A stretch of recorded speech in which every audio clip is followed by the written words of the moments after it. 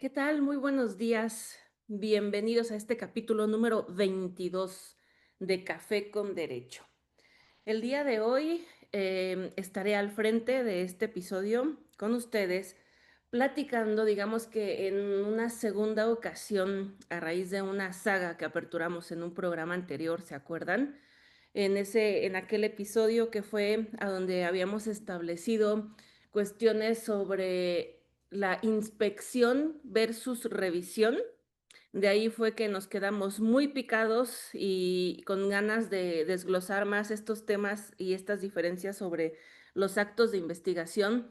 Y de ahí que, pues bueno, hemos decidido aperturar, por decirlo así, esta saga con ustedes para seguir desglosando este tema, y por eso hoy platicaremos sobre la sospecha razonable, ¿de acuerdo? Hoy es lunes 1 de septiembre, en puntito de las 8 de la mañana, pero hoy es un lunes 1 de septiembre histórico. Resulta que hoy aproximadamente 36 millones de niñas y niños en México vuelven a clases. Así que ya me imagino también, imagínense si tenemos a 36 millones de niños, multiplíquenlo tal vez por dos, por aquello de papás y mamás que están implicados en estas cuestiones de regreso de los niños a clase. Pues bueno, es bastante interesante esta fecha. Felicito a ustedes que lograron este reto de forrar cuadernos, de conseguir útiles escolares, de pagar inscripciones, de pagar uniformes, sobre todo de parar temprano a los chiquillos hoy, para que tal vez ahorita muchos de ustedes estén en trayecto a la escuela, o algunos ya los hayan dejado u otros van corriendo también para ello. Entonces, mucha suerte con esa odisea. Tal vez es algo más fuerte que planear una audiencia. No lo sé, pero pues bueno, mucha suerte con ello. Y fíjense que también este lunes 1 de septiembre es histórico para nosotros en el mundo jurídico, porque, pues bueno, como hemos estado escuchando mucho a lo largo de días pasados y más en este fin de semana, justamente el día de hoy tenemos una nueva corte, una nueva Suprema Corte de Justicia en nuestro país, una nueva composición de personas ministras en la corte que regirá ahora a nuestro México, y que también seguro y lamentablemente ustedes, al igual que yo, observamos este fin de semana a pues varios de nuestros jueces, juezas, magistrados, magistradas en el fin de semana teniendo sus últimas audiencias, teniendo la despedida en sus centros de justicia o en sus centros laborales. Y pues la parte bonita es que siendo ellos despedidos con aplausos, con reconocimiento, y que también de mi parte, y que estoy segura también de la maestra Cristina en Indecaj, enviamos un fuerte abrazo a ellos y un reconocimiento también. Ya luego los estaremos invitando a ellos para que estén aquí tomándose un cafecito con nosotros y platicando, bueno, para dar seguimiento de esta nueva etapa de las cuestiones jurídicas. Pero es que de verdad, recordemos mucho hoy, este 1 de septiembre pasará la historia. Para nosotros como abogados o abogadas, no sé, veremos en 10 o 20 años el comparativo de la corte que tenía México antes con la corte de ahora. O sea, este poder judicial con el cambio que está teniendo es algo pues bastante fuerte. Así que ya le estaremos dando seguimiento a ello. Pero no se pongan tristes, solamente estoy dejando aquí el recordatorio de que es algo histórico y que tenemos que estar pendiente de ello. Mejor Pongamos a mano nuestra tacita de café, por favor, y vamos, eso, muy bien, a empezar a tomar este cafecito con derecho. Muchas gracias, gracias por tener ahí a la mano su café. Y es que, pues bueno, vamos a empezar a platicar en este momento de la sospecha razonable, ¿de acuerdo?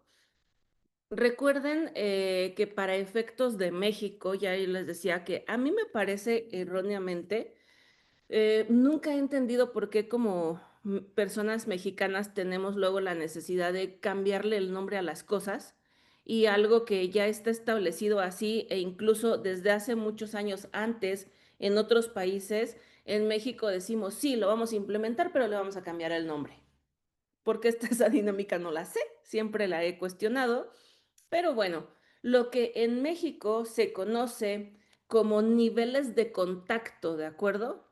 O también tesis de niveles de contacto, o también control preventivo en grado menor y control preventivo en grado mayor, ¿vale? Estas tesituras son a las cuales yo me referiré también en esto que se llama sospecha razonable. Tal vez ustedes podrían pensar, ay, Alma, qué fresa, ¿por qué prefiere llamarle sospecha razonable y no como en México le llaman? Bueno, yo me voy por el antecedente histórico, ¿de acuerdo? Creo que merece el título quien lo nombró primero, de quien salió primero. Y es así, Araceli, Leo, Felipe, que si volteamos a ver a otros países, encontraremos que fue en Estados Unidos, a donde desde más o menos 1950, ¿ok? 1950, 1952 y de ahí para acá, Estados Unidos ya tiene como jurisprudencia, ¿de acuerdo? Como jurisprudencia a la sospecha razonable. Y si ustedes voltean a ver en México, las primeras ocasiones en las que se empieza a hablar, y hasta eso poquito y en confusión, cuando se empieza a hablar en México sobre sospecha razonable, causa probable, actitud evasiva y luego a esto que se le llamará tesis de niveles de contacto, es hasta el año 2014. Hay por ahí un criterio perdido como de 2011, pero pues bueno, veamos cuánta diferencia hay de 1950 a un criterio de 2011. Y de ahí que, bueno, esta es una razón. Y la otra razón que considero es de peso es que en la literatura internacional, si ustedes voltean a consultar Argentina, evidentemente Estados Unidos, algunos países de Europa, Chile también, en esos países, si ustedes consultan, se van a una biblioteca de allá, no van a encontrar nada bajo la consulta de tesis de niveles de control. ¿De acuerdo? O control preventivo en grado menor y grado mayor, no lo van a encontrar, porque solamente en México le llamamos así. Entonces, si quieren saber de este tema en otros países y consultar para ellos, pues sin duda los nombres son sospecha razonable y luego en otro programa, en otro cafecito con derecho, hablaremos de la causa probable. ¿De acuerdo?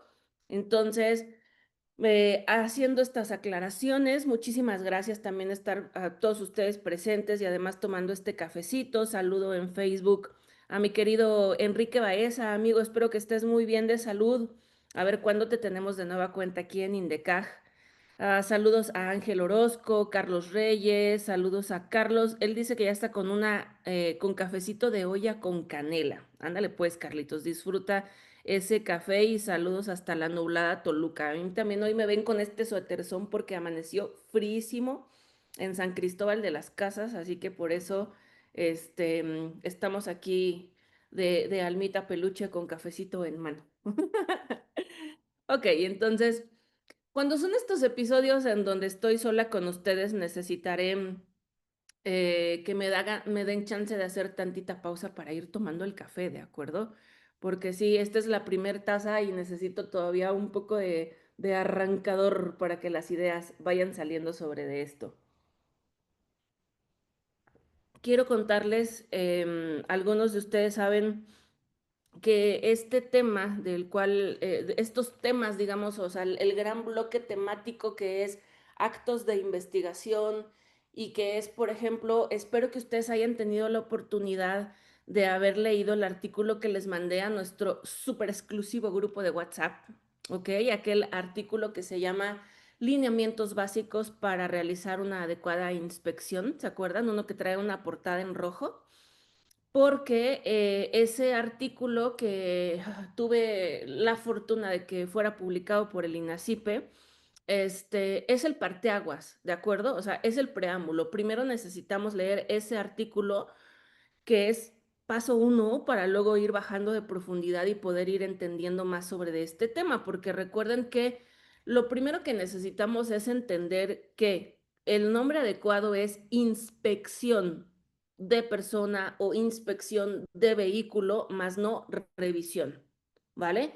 Y ya no profundizaré más en eso porque en ese otro episodio se acuerdan que criticamos fuertemente el por qué no queremos revisiones, ¿no? Porque esas van al interior del cuerpo y son bastante incómodas, entonces no queremos sufrir de revisiones.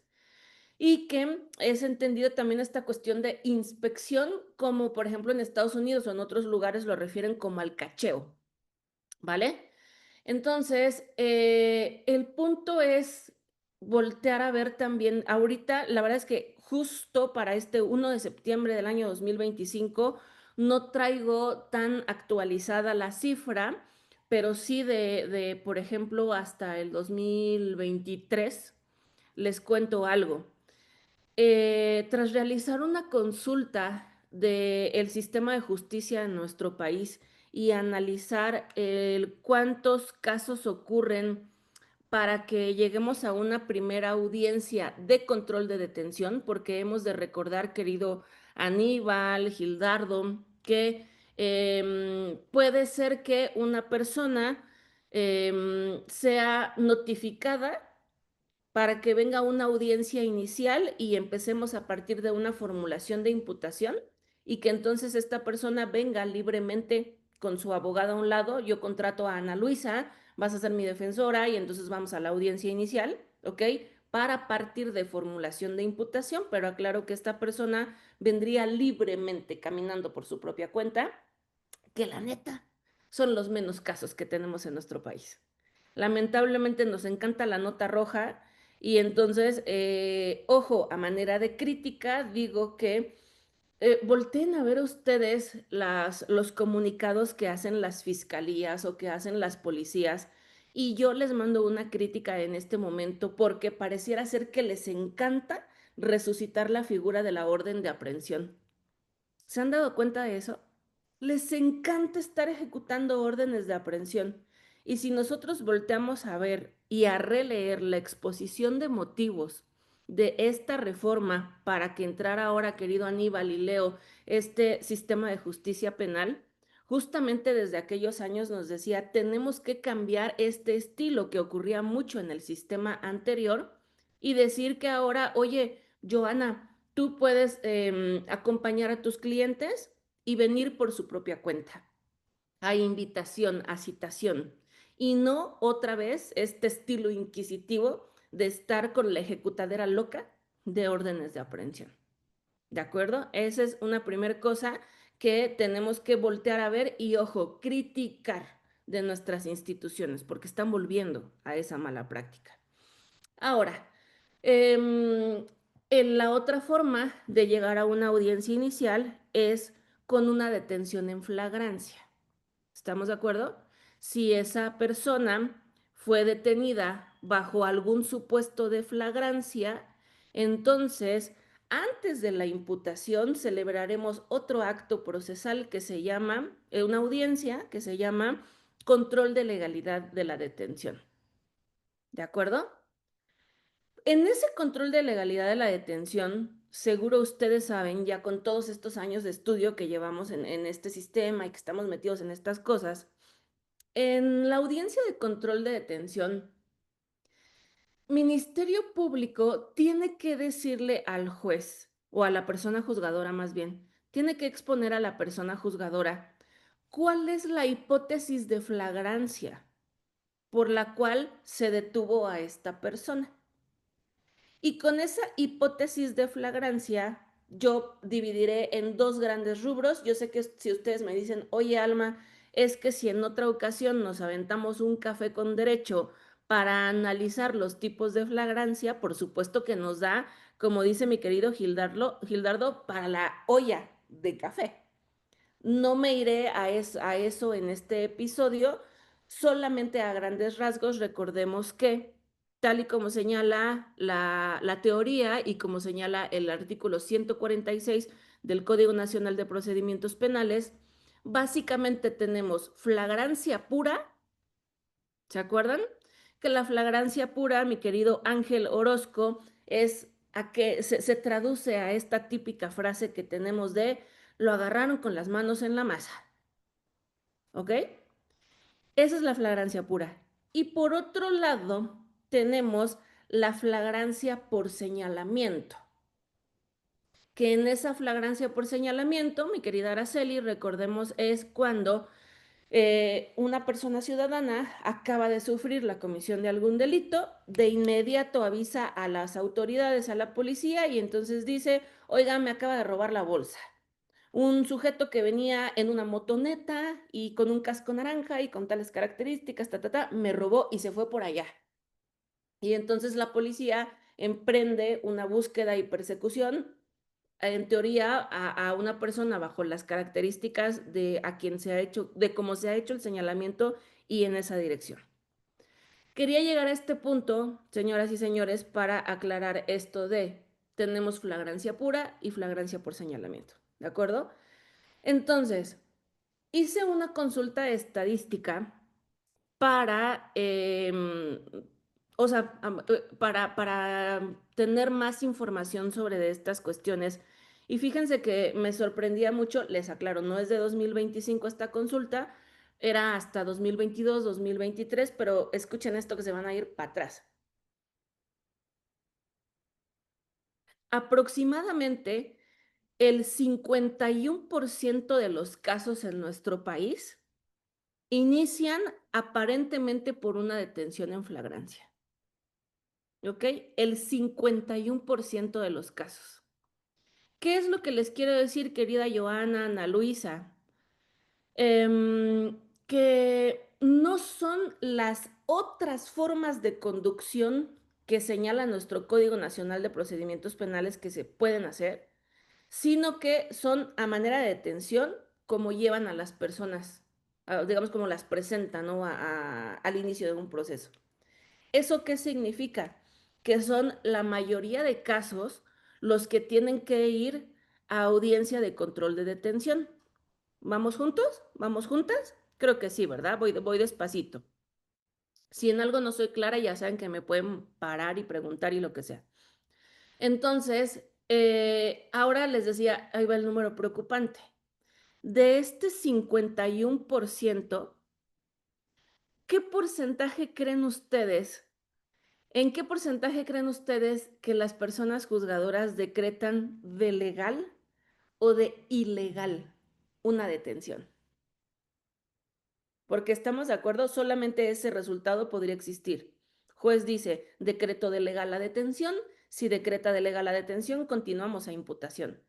Si decreta de ilegal la detención, libertad para Pepito. Libertad para Pepito, Joana cobra sus honorarios y se va muy feliz a celebrar. ¿No? Bueno, pues quiero decirles, ok, muchos de ustedes están ahí haciendo una suerte de atino sobre del porcentaje, pero recuerden, el 51% de casos de las personas que fueron detenidas en flagrancia, Ale Acevedo, Renata, ahora es un 100%, porque es nuestro total de análisis de casos. Ahora, este 100% de los casos, quiero decirles que en un 90 y tantos por ciento, hasta la fecha de la consulta, eran detenciones decretadas de ilegales. ¿Cómo ven? De ilegales. Esto lo pueden consultar para que no digan que soy mentirosa. Lo pueden consultar en una fuente que se llama Hallazgos.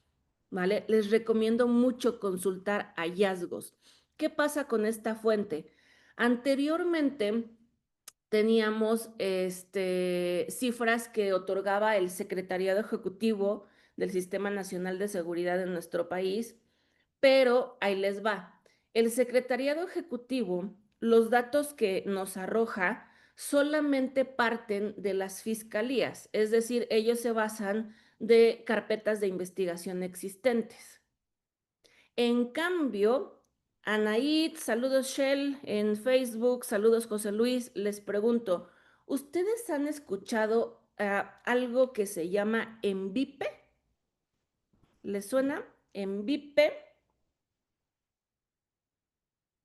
Fíjate, Martita Div, que el ENVIPE es primo del INEGI, por así decirlo. A mí me gusta explicarlo así. ¿Por qué digo que viene siendo pariente del INEGI? ¿Se acuerdan ustedes? No sé si alguna vez les tocó, a mí sí me tocó. O sea, hablo en otros sexenios, cuando de pronto tú estabas en casa, tocaban a la puerta y eran un par de personas y te decían, hola, buenos días, somos del INEGI y venimos a hacer una encuesta. ¿No? Pero esa encuesta, claro, no tenía nada que ver con temas de seguridad. En esa encuesta era como en un tema muy poblacional. Nos preguntaban cuántas personas viven en esta casa, tiene mascotas. Yo me acuerdo una vez de sacaron como una línea de estadística muy interesante a donde preguntaban cuántas televisiones tenemos en casa. No sé si a ustedes les tocó eso. ¿Cuántas teles hay en tu casa? ¿Y por qué preguntaban eso? Luego te preguntaban, Araceli y Edgar, ¿qué programas de televisión ves? Y de ahí se iban a una parte como de percepción. Luego avanzó esta encuesta a preguntar sobre la línea de percepciones de felicidad y de seguridad o inseguridad. Y a nivel Latinoamérica se hizo un estudio muy interesante porque llegaron a la conclusión de que las personas que ven más programas de televisión o quienes ven más tele suelen argumentar que son más felices, ¿ok? Pero el contenido que ven en la tele, pues no es de mañanera, ¿saben? No es de noticieros, sino eran de personas que veían Chespirito, La Rosa de Guadalupe, no sé cómo, no creo cómo se llamaba este programa de Silvia Pinal y estas cuestiones. ¿Qué efecto se encuentra? Que pues quien está alejado de la información, pues por eso vive feliz, ¿verdad? Porque no te das cuenta, Leo, a diario cuántas personas desaparecidas tenemos, cuántos homicidios tenemos, los problemas que ahora enfrenta el Poder Judicial y bueno, este tipo de cuestiones.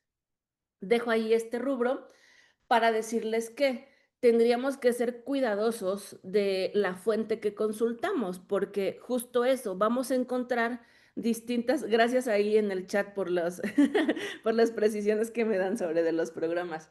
Les decía que evidentemente vamos a encontrar una diferencia en las cifras si consultamos el secretariado ejecutivo versus si consultamos hallazgos versus si consultamos en VIPE, porque en VIPE es esta fuente del INEGI que hace estas consultas, pero que fíjense, ahora va haciendo estas consultas tocando a la puerta de nuestras casas, pero preguntan, por ejemplo, en tu casa, José Luis Arreguín o Carlitos Reyes, en las casas de ustedes, Anaid, y les preguntan si ustedes han sido víctimas de algún delito. ¿Ok? Y encontraron que en la mayoría de las casas, querida Joana, las personas respondían sí. En esta casa al menos una persona ha sido víctima de algún delito. Y entonces el seguimiento, querido Aníbal, de esta encuesta es preguntar, bueno, y ejemplo, la hermana, vamos a poner, ¿no? En un hogar, la hermana fue víctima de un delito. ¿Y qué onda? ¿Denunció? Y en la mayoría de casos, la respuesta a esta encuesta es no. Entonces, en VIPE quiero decirles que es la fuente principal para ayudarnos a estudiar la cifra negra en nuestro país. Porque hoy en día se dice que la cifra negra es de aproximadamente el 92% de los casos. ¿Escuchan qué fuerte? El 92% de los casos. ¿Eso qué quiere decir? Que solamente el otro 8%, ojo porque aquí tenemos 92, ¿de acuerdo? Entonces, si el 92% es cifra negra, quiere decir aquí que solamente el 8% de los casos son denunciados ante la policía, ante el Ministerio Público. Así que no veo por ahora, pero sé que por ahí va a aparecer mi querida Solecito o algunos otros de ustedes que sean, otros u otras que sean ministerios públicos. Evidentemente se pueden ir para atrás con esta cifra porque ¿qué significa? Que todo ese mundo de trabajo que tienen nuestras amigas y amigos en las fiscalías representa solamente el 8% de los casos reales. ¿Se imaginan qué fuerte? O sea, todos esos, han visto en las fiscalías esas paredes llenas de expedientes, los anaqueles llenísimos de carpetas de investigación, pues son solamente el 8% de los casos reales. Luego, si les parece, hablamos de cifra negra en otro episodio, porque me parece muy importante analizar qué nutre la cifra negra y que creo que nuestra función como operadores de este sistema de justicia penal, pues es alentar a la sociedad para que sí denuncie, ¿de acuerdo? Y no para que digan, la autoridad no va a hacer nada y por eso no denuncio. Dejo aquí, pongo este punto ahora sobre las cuestiones de cifra negra porque quiero voltear otra vez a este punto de, imagínense, si es el 51% de los casos que estamos, con los que estamos activando el sistema por estas supuestas flagrancias. Y ahora es donde viene mi expresión, justamente la digo así, ¿no? Las supuestas flagrancias. Porque hemos de recordar que en una audiencia de control de detención, les decíamos que se tiene que especificar por parte del Ministerio Público con qué hipótesis de flagrancia vengo para atreverme a decir a su señoría que califique de legal esta detención. Y la neta, son poquitititos o rarísimos los casos en los que vamos a tener flagrancia pura. ¿De acuerdo? O sea, ¿cómo creen que justamente a la hora en la que están robando a una persona, ¡tum!, aparece la policía, los ve, los detiene? No, esos de flagrancia pura de con las manos en la masa son los menos. Los otros serán los de señalamiento.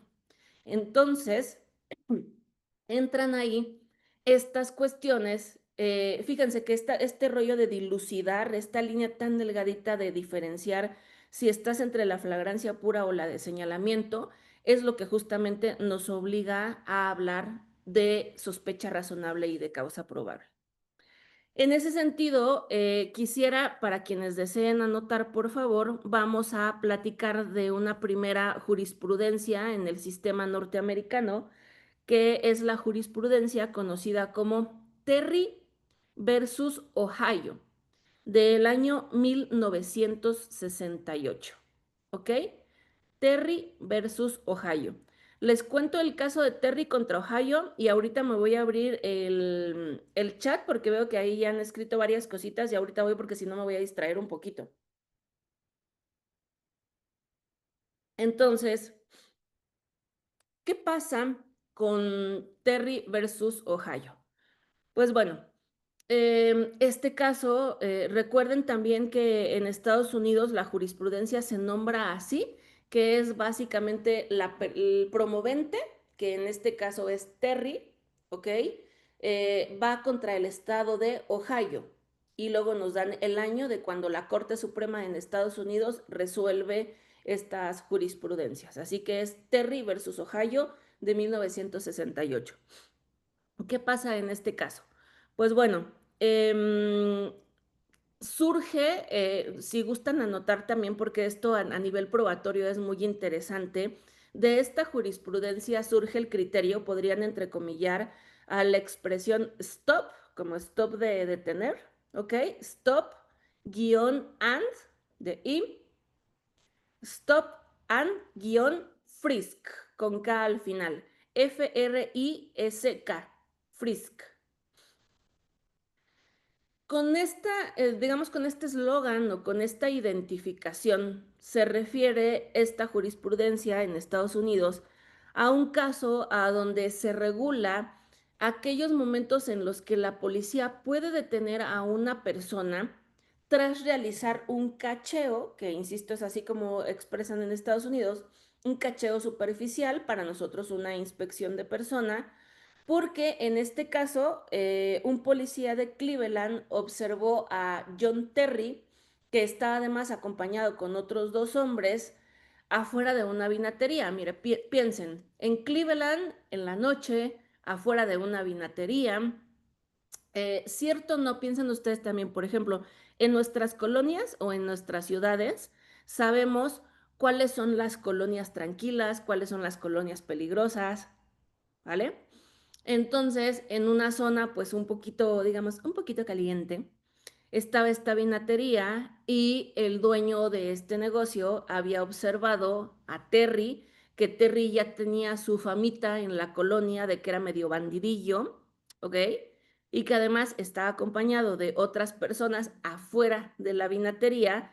Entonces, vean, el dueño del negocio habla a la policía, pide apoyo, y es así como llega un policía de Cleveland y nada más llega y por encontrarlos a ellos ahí afuera, platicando, afuera de un negocio, perdón, platicando, el oficial se acerca, los interroga y les hace una inspección de persona, ¿ok? Porque señala el policía a raíz de la comunicación que se tuvo con el dueño de la vinatería que tenían una actitud sospechosa, ¿ok? Entonces, aquí haciendo la primera reflexión, querido grupo, tomen cafecito y reflexionemos. El hecho de que estés con dos o tres amigos en la noche afuera de una vinatería, ¿es una actitud sospechosa? Porque, ¿qué podríamos presumir? ¿Que andaban pisteando?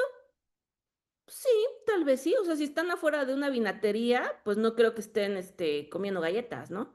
Sería muy raro. Si están afuera de una vinatería, pues tal vez es porque están tomando una cheve, estaban tomando algo y pretendían ir a tomar más o habían comprado algo más, alguna cuestión así, ¿no? Pero habían, además, tres hombres platicando. O lo veamos también así, y nos reunamos tres o cuatro mujeres platicando. ¿Eso hace sospechoso eso? Creo que hoy en 2025 podríamos asegurar que no, ¿verdad, Pedro? No tiene nada de malo. Pero en ese momento, además recuerden el año, por favor, bueno, la jurisprudencia salió en 1968, los hechos igual y fueron de 1967. Entonces, aquí viene el punto demoledor, porque el policía, cuando realiza la inspección a estas personas por actitud sospechosa, en Terry encuentra un arma de fuego, ¿de acuerdo? Y como a Terry le encuentran un arma de fuego, pues lo detienen y lo ponen a disposición, ¿vale? Y este asunto avanza, de tan avanza que, bueno, pues vean, llega hasta la Corte Suprema. Justamente la pregunta del millón a todos en Facebook y aquí en Zoom es, ¿el descubrimiento de esa arma de fuego que deriva de la inspección de persona que realizan a Terry es legal o ilegal? Esa es la pregunta del millón, ¿saben? ¿Encontraron arma de fuego? Sí, pero la forma en la que la buscaron, la forma en la que la encontraron, ¿es correcta o incorrecta? Y eso es básicamente algo que hoy en día está vigente en nuestro país, ¿ok? Y aplica tanto para los famosos retenes como para estas inspecciones que van de lleno a las personas.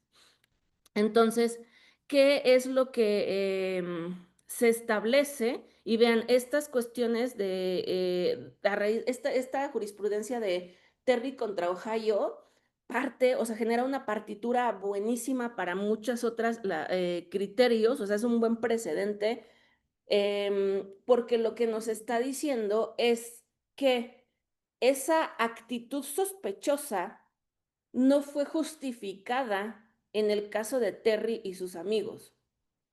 Y luego vean, ese problema se arrastra también si volteamos a ver a nuestro país, a México, y por ahí tenemos ya criterios orientadores en esta cuestión de que no recuerdo el número de amparo en revisión, luego checaré, ya saben, en el grupo de WhatsApp les comparto la información, pero en México, y si no me equivoco, fue en un estudio de Saldívar, a donde él aclara que, a ver, no podemos justificar por actitud sospechosa que nuestros, por ejemplo, nuestros próximos a inspeccionar o a detener estén vestidos de cholos, estén tatuados. O la típica vestimenta de, es que usa playera negra, tenis, pantalón de mezclilla. Y hoy en día también la de trae mariconera, ¿ok?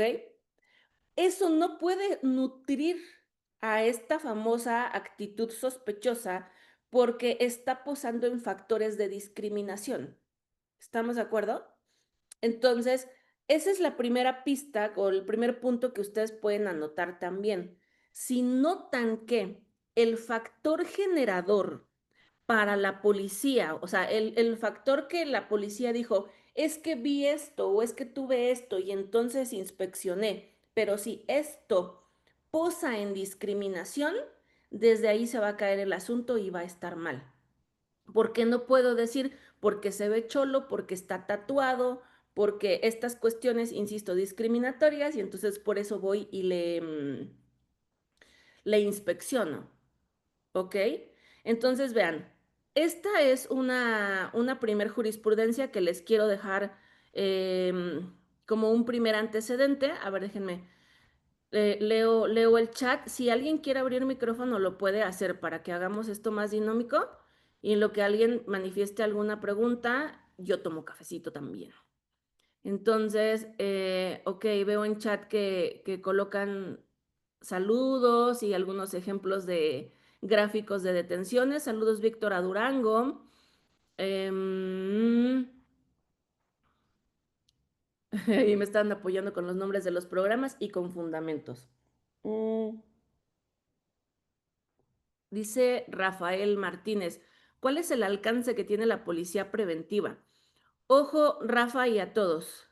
Esto lo platicábamos un poco más en el café pasado, a donde hablábamos de inspección versus revisión, pero básicamente, saludos Osvaldo, todas las policías, fíjense, volteen a ver el artículo 132 del Código Nacional de Procedimientos Penales, ¿ok?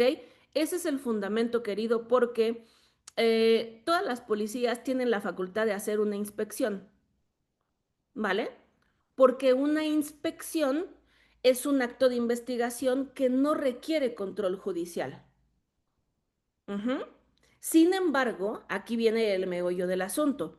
El hecho de que una policía municipal, una policía estatal, hoy en día la Guardia Nacional, y acuérdense que ya están habilitadas las fuerzas como Marina y Sedena, también pueden hacer inspecciones, el hecho de que tengan la facultad no significa que entonces llego con Osvaldo y de pronto de una me lo giro, lo pongo contra la pared y ya lo ando cacheando. No, ¿ok? No es así de azul y buenas noches. Significa justamente lo que estamos charlando en este café con derecho, que se tiene que justificar la necesidad del por qué te voy a inspeccionar. Vean, es lo que le pasó a Terry en 1968. ¿Qué pasó? Él estaba ahí en la calle parado con sus compas platicando, ¡pum! Llegaron, lo inspeccionaron y lo detuvieron. Eso es lo que no se puede, porque la autoridad tiene que justificar la sospecha razonable. O sea, el por qué llego y te quiero inspeccionar. O sea, vean ahora en cuadro, veo a mi querido Pedro, por ejemplo, que tiene tatuajes. No podría, bueno, de poder, me van a linchar. No debería una autoridad decir, es que mire, tiene tatuajes. Entonces, como tiene tatuajes, es sospechoso y lo vamos a inspeccionar. Pues no, no, porque eso tiene que ver con la libertad que Pedro tiene en su vida y en su mundo y dice, sorry, yo quiero tener tatuajes y eso no significa que en este momento, ojo, porque esa es la otra característica, que en este momento yo esté cometiendo un delito. ¿De acuerdo? Ahora, Les cuento el otro caso y vean cómo se va a ir conectando todo esto. Ojo ahí, mi querido Lelo Lelo en Facebook, porque él dice, la actitud sospechosa o evasiva no es motivo para realizar una detención, claro, pero es que ojo, querido Lelo y a todos, una cosa es la sospecha razonable y otra cosa es la actitud evasiva. Conceptualmente son dos figuras distintas. Entonces, querido Lelo, cuidado ahí nada más de no confundirlas. El otro asunto que les quiero contar, miren qué rápido se está yendo ya este cafecito. El otro caso es buenísimo, interesantísimo, en una jurisprudencia también en Estados Unidos, ya más reciente, es del año 1990, por si gustan tomar nota. Esta jurisprudencia se llama Alabama versus White, ¿ok? ¿Qué pasa? Alabama versus White.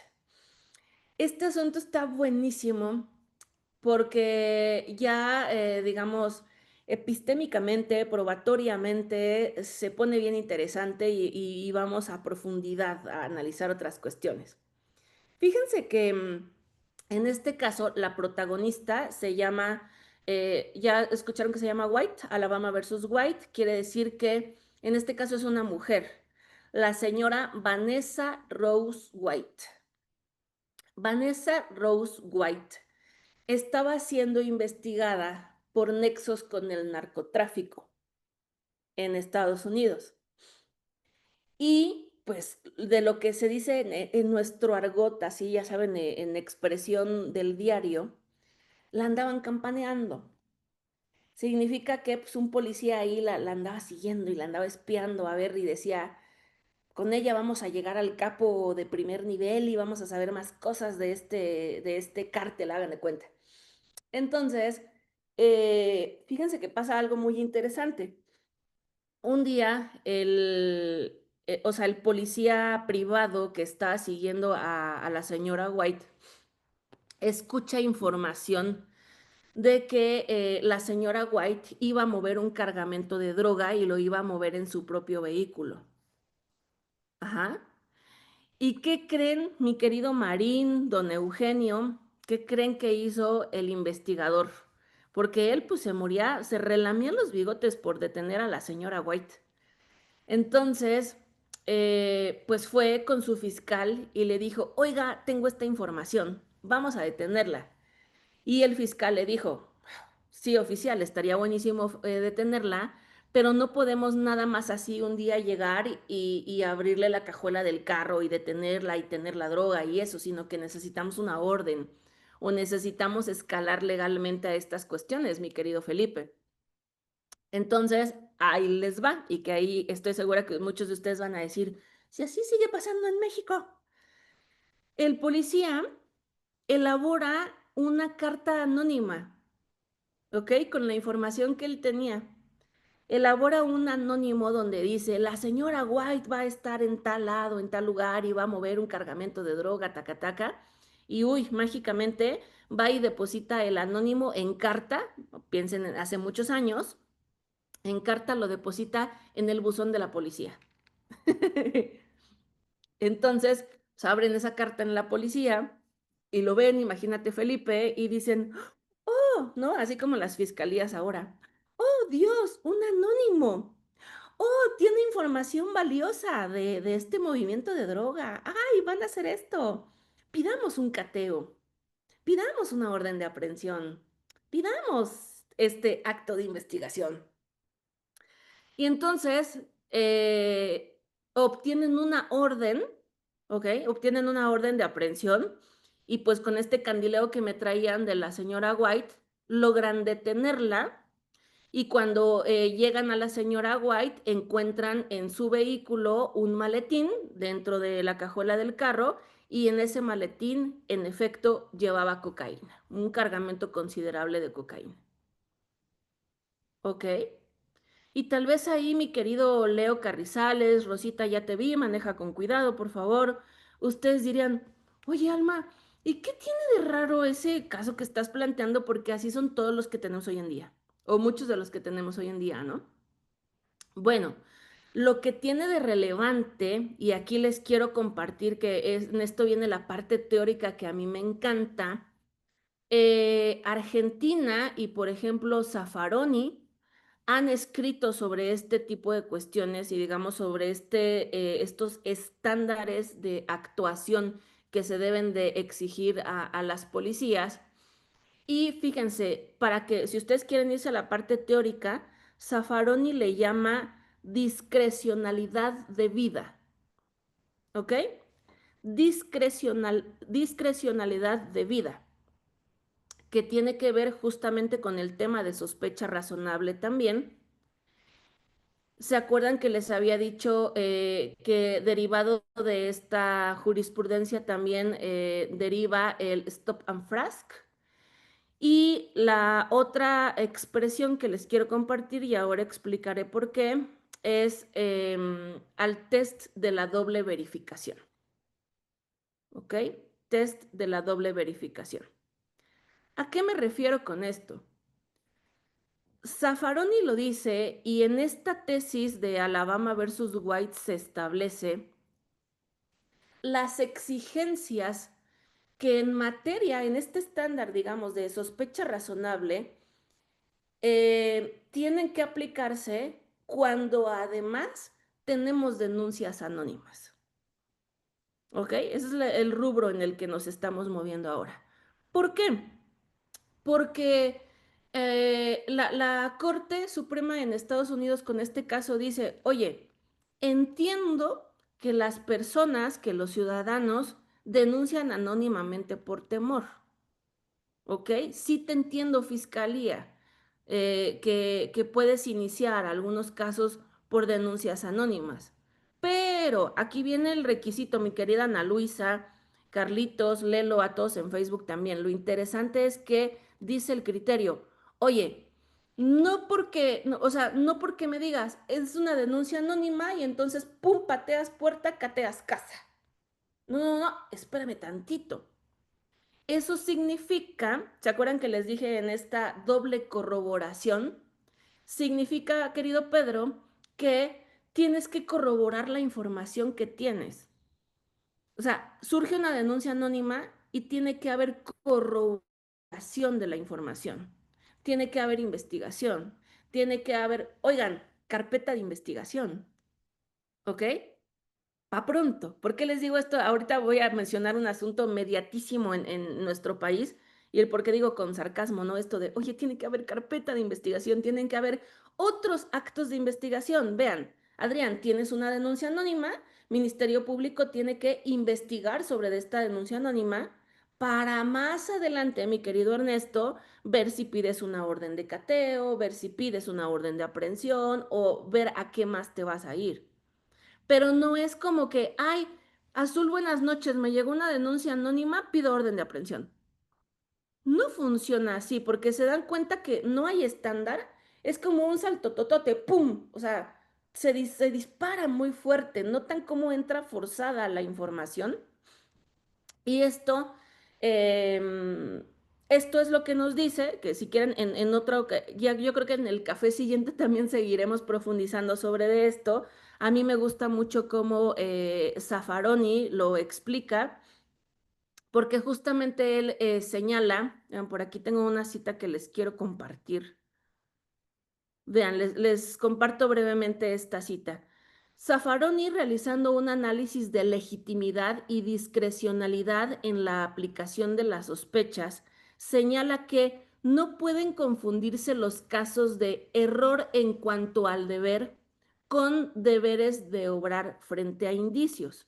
Y es así como Zaffaroni explica que la equivocación torna relevante a nuestro sistema para poder discernir entre una u otra.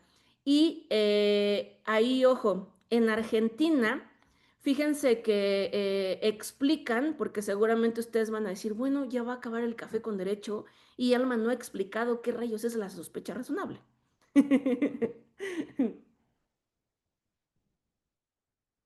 En Argentina dicen que para estar frente a un estándar de sospecha razonable, la policía o la autoridad que pretende al ciudadano realizarle una inspección, ¿ok? Debe de tener, mi querido Ernesto, indicios vehementes, ¿ok? Esta expresión tiene el sistema de Argentina, indicios vehementes. Y si ustedes voltean a la lectura, mi querido Aníbal y Samuel de Zaffaroni, él lo expresa así también, con indicios vehementes. Cuando yo estudiaba esto, me llamó mucho la atención, o sea, las palabras, y me fui al diccionario a preguntar, a consultar, ¿qué es vehemencia? ¿Qué es vehemente? ¿Y saben a qué relaciona mi querida Anita la vehemencia? A la flagrancia. Porque se dice que es vehemente lo que efervece, lo que es palpable, lo que se nota.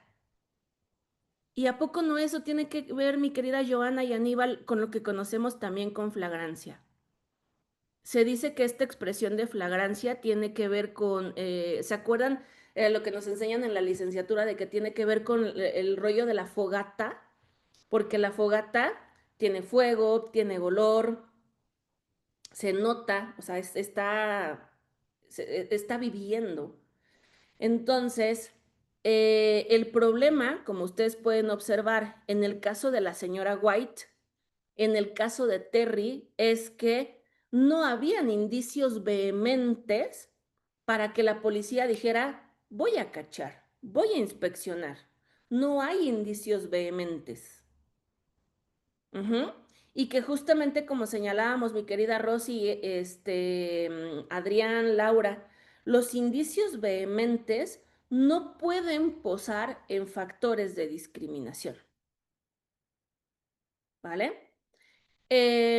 Conecto con una última jurisprudencia, no porque sea la última en este caso, sino por tiempo, que se llama, ay, acabo de olvidar el nombre de la señora, espérenme. MAP, ahí está, MAP versus Ohio también, ¿vale? MAP con doble P al final, MAPP, MAP versus Ohio, que si no me equivoco es de 1952. Voy ahora, Rafa, con tu manita. Espérame, les cuento rápido qué pasa con la señora MAP. Resulta que un día, y algunos de ustedes que han estado en clase conmigo ya hemos compartido de este asunto que suena chistoso, pero de verdad que llegó a ser jurisprudencia en Estados Unidos. Resulta que la señora Mapp está un día en su departamento, muy tranquila, cuando tocan a la puerta. La señora Mapp abre y se da cuenta de que son dos policías, ¿ok, Felipe? Y fíjate, Ernesto, esos dos policías le dicen a la señora Mapp que se identifican, ¿ok? Importantísimo. ¿Qué tal, señora? Buenos días, somos los oficiales tal y tal. Y le queremos comentar que estamos realizando una investigación a su vecino. ¿Se dan cuenta? A su vecino, no a ella, no a la señora Mapp, a su vecino. Porque eh, bueno, estaba ligado, pensaban, digamos, la sospecha que traían los policías es de que en el departamento de al lado, en el departamento de la señora, del vecino de la señora Mapp, ¿cómo decirles? Habían indicios de delitos electorales, tipo estaban buscando boletas y este tipo de material, este tipo de indicios. Y entonces, le dicen los oficiales a la señora Mapp que si les permite pasar a inspeccionar su casa. La señora Mapp, muy astuta, dice, a ver, espérenme. Le cierra la puerta y le habla por teléfono a su abogado de confianza. Hagan de cuenta que le marca aquí a mi querido Héctor Herrera. Y ella le dice, oiga, Lick, fíjese que aquí afuera está pasando esto. Vienen unos policías y que quieren entrar a mi casa y ta, ta, ta. Y querido Héctor, tú y el abogado del caso, cualquiera de nosotros, ¿qué hubiera asesorado a la señora Mapp? No los dejes entrar, ¿verdad, Héctor? Ya todos ustedes movieron la cabeza diciendo así de no ni más, no los dejes entrar, ¿no? Claro, el abogado le dijo, ellos necesitan una orden para entrar a tu casa. Si no tienen una orden, no pueden entrar. Entonces los policías afuera ya estaban diciendo como de, ah, no traemos orden, no nos va a dejar entrar, ta, ta, ta.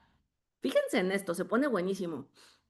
Sale la señora Mapp y les dice, oigan, no, ya consulté a mi abogado, dice que no porque no tienen una orden, bla, bla, bla, bla.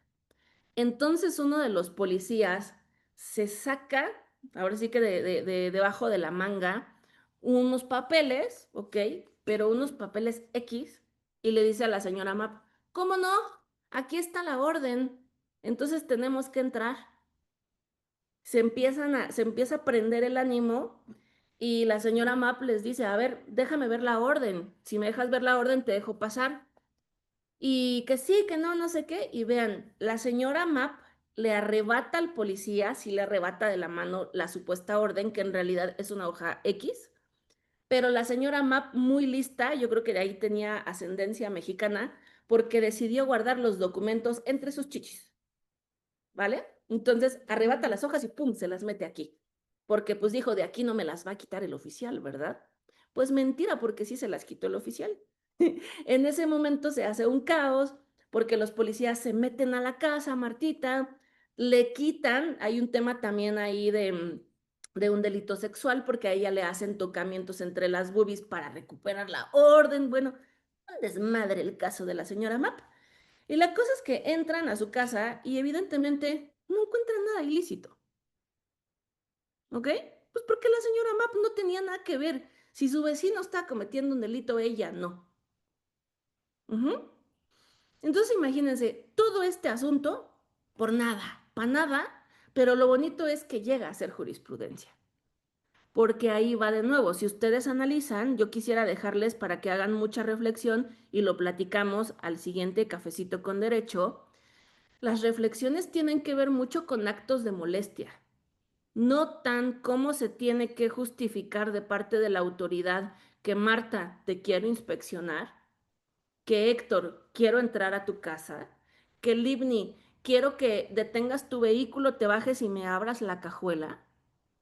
O sea, todos estos actos requieren justamente, vaya, de la justificación y que ahí les va, no solo de la sospecha razonable, sino también de la causa probable para entonces hacer la inspección y descubrir estos objetos de delito. Rafa, tienes la mano levantada. Adrián, ¿le podemos habilitar micro a Rafa? Por favor.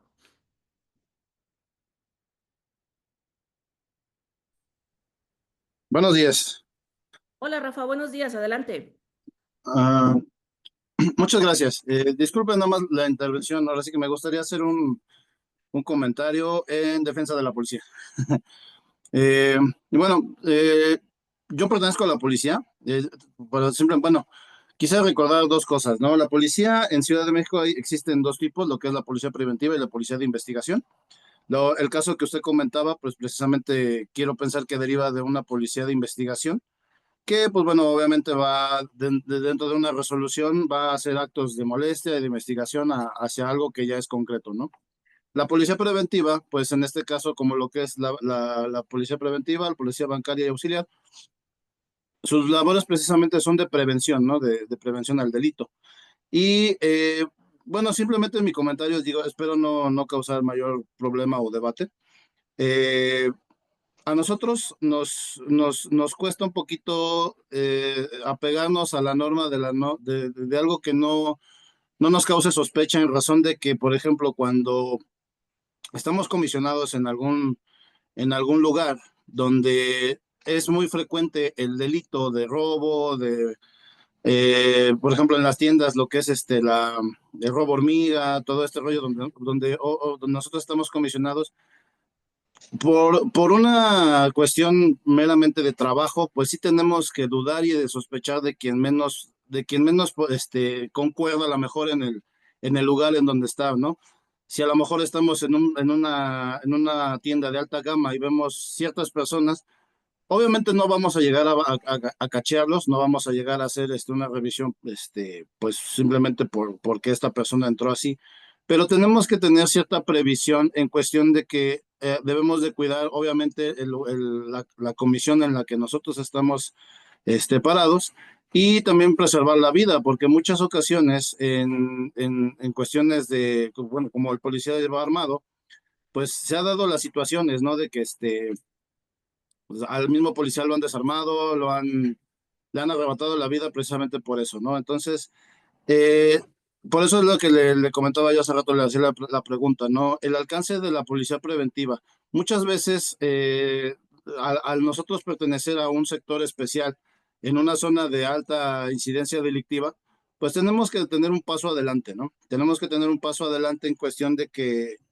si existe sospecha de que en la zona hay grupos de delincuencia, hay grupos de crimen organizado, de X cosa, pues nosotros tenemos que a lo mejor adelantar en esa parte. Y sí, obviamente se va a incurrir en un acto, pues que no va con la ley, pero es precisamente para prevenir algo, un hecho mayor, porque al final de cuentas también la ciudadanía se da cuenta de todo esto, ¿no? Y viene el reclamo después, ¿no? De que dice, ah, entonces ¿para qué está la policía ahí? Entonces ¿para qué es tanto policía si no hace nada, ¿no?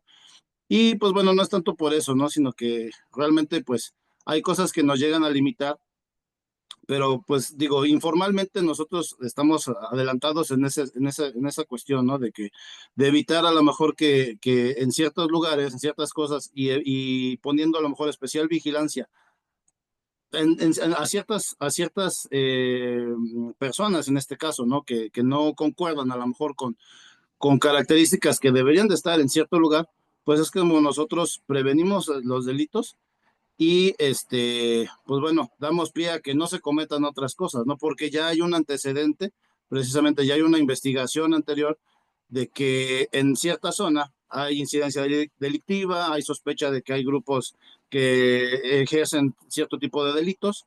Entonces, precisamente en cuestiones de este tipo, pues sí, se llega a lo mejor a cometer a lo mejor un desvío, pero siempre en cuestiones de prevención. Ese era mi comentario, espero pues no haber causado alguna molestia, pero bueno, era mi comentario. Ok, querido Rafa, gracias por tu comentario.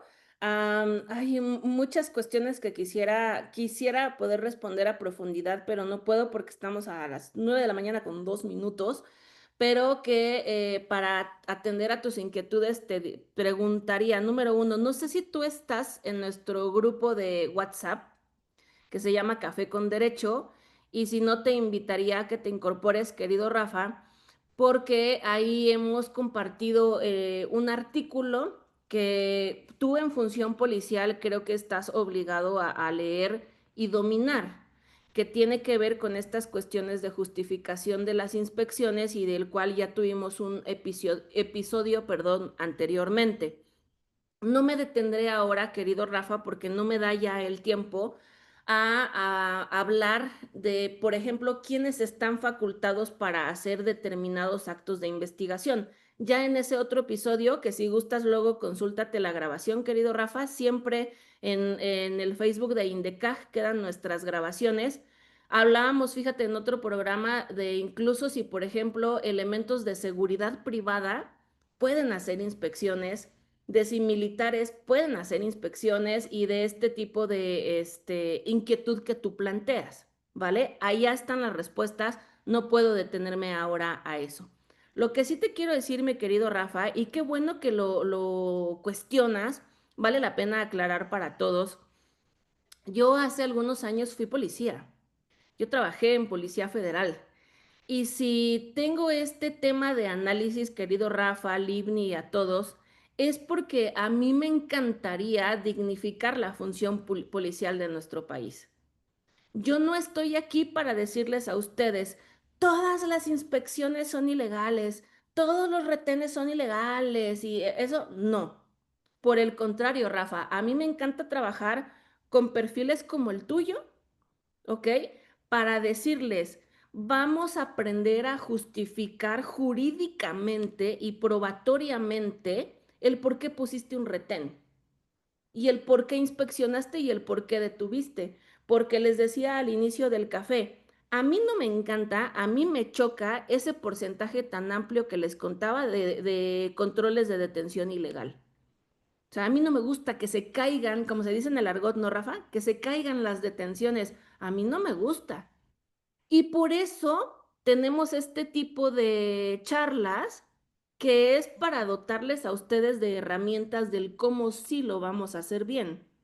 Porque ¿saben qué pasa? Yo tengo la fortuna de conocer, lo digo con respeto, suena rara la frase, pero lo digo con respeto. Conozco a muchos policías viejos.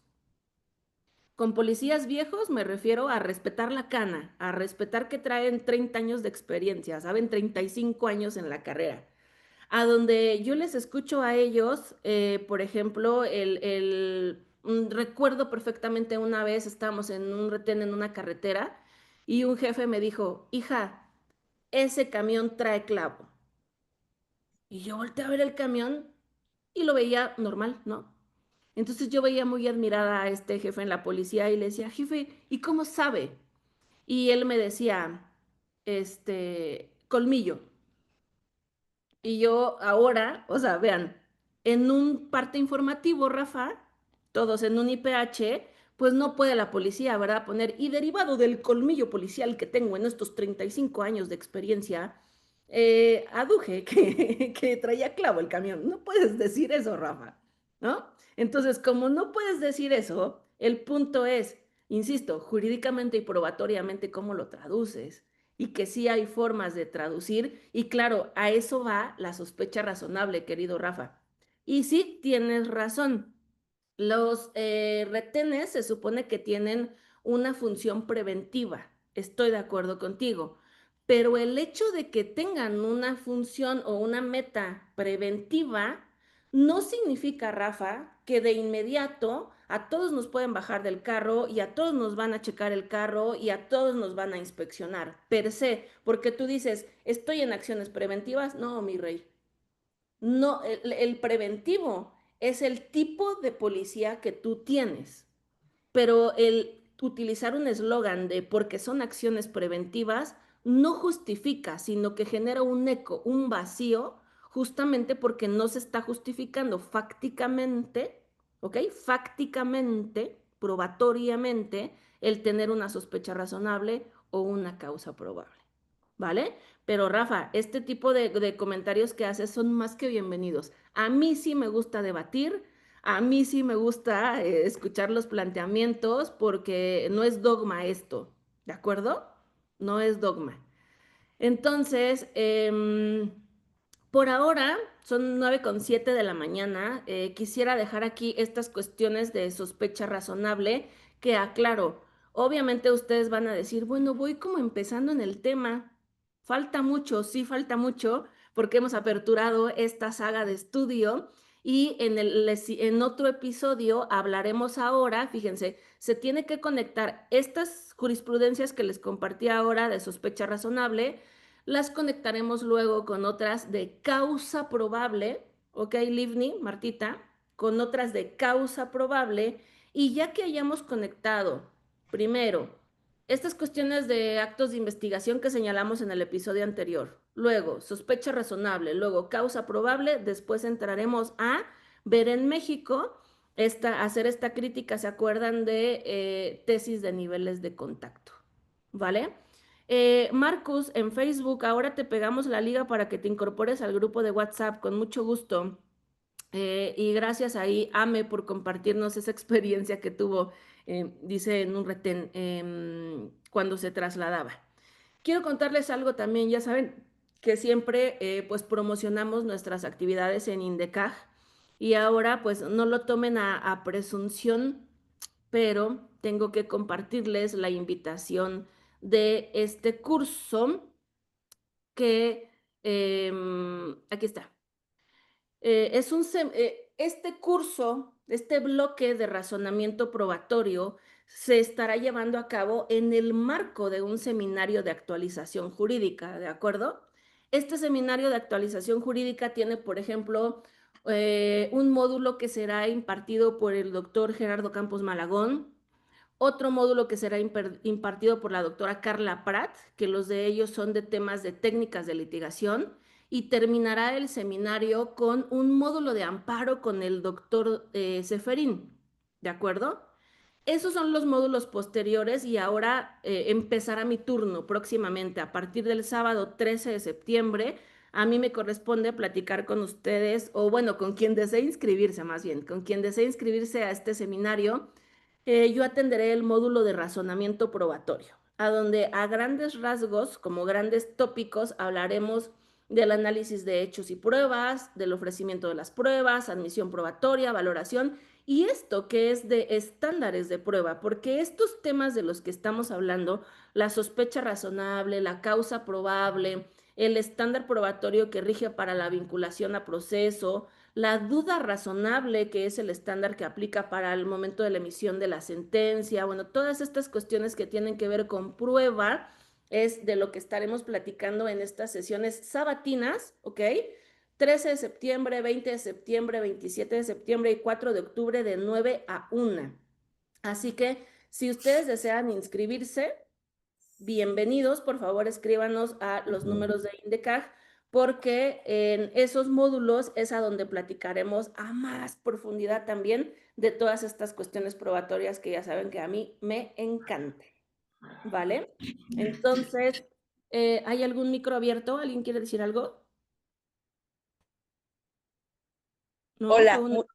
sí, yo, muchísimas gracias. Usted siempre excelente y todas las aportaciones que aquí tenemos. Y atenta para para el seminario. Y qué rico café, maestra. Yo ahorita voy a tomar uno. A Gracias, su salud. Araceli. Eso, gracias. Yo a tu salud también. Gracias, Araceli. Pues nada, grupo, son las 9:11 de la mañana. Se ha pasado rapidísimo este tiempo. Recuerden que el jueves 4 tenemos otro episodio.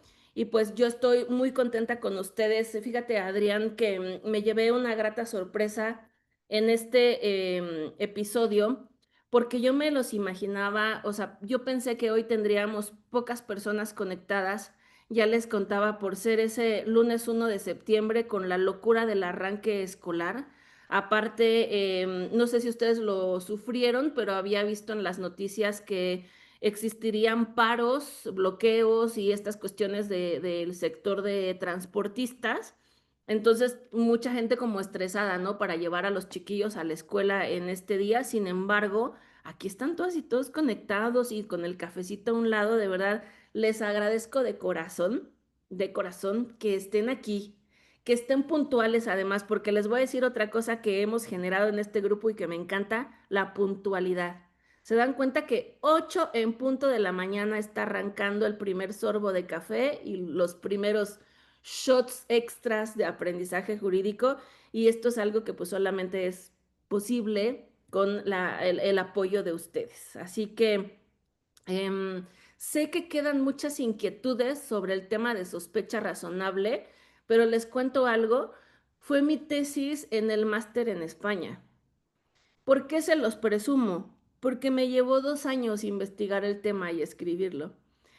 Eso significa que en una hora, tomando cafecito, no vamos a alcanzar a cubrirlo todo, sino que nos va a llevar, como señalaban en Facebook también, ¿quién fue? Mi querido Carlito, sí, que está en Toluca, va a llevar algunas ollas de café.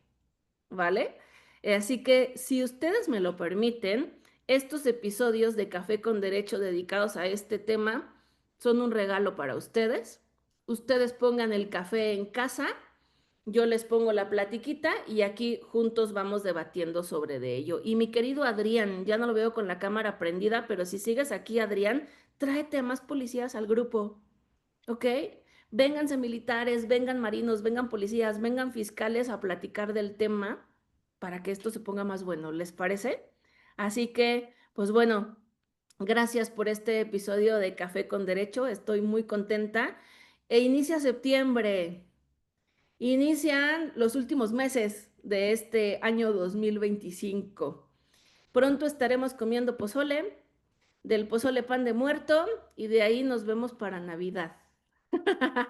Así de rápido se pasa la vida, así de rápido se pasó el programa. Estoy muy contenta y muy agradecida con ustedes. Que tengan una gran semana. Nos vemos el próximo jueves. Hasta pronto. Hasta pronto más.